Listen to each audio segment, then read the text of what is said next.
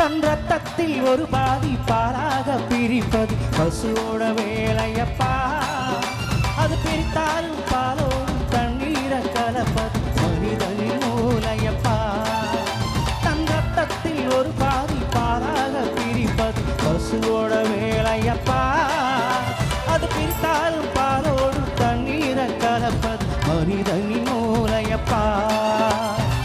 சாணம் விழுந்தா ஓரம்பாரு, எருவை எரிச்சா திருநீரு. உனக்கு என்ன வரலாறு, உண்மை சொன்னா தகராறு. நீ மாடு போல உழைக்கலை, நீ மனுஷனை ஏச்சி பொழைக்கிறியே. வந்தேண்டா பால்கார, அடடா பசுமாட்டை பத்தி பாட போற, புது பாட்டு கட்டி ஆட போற.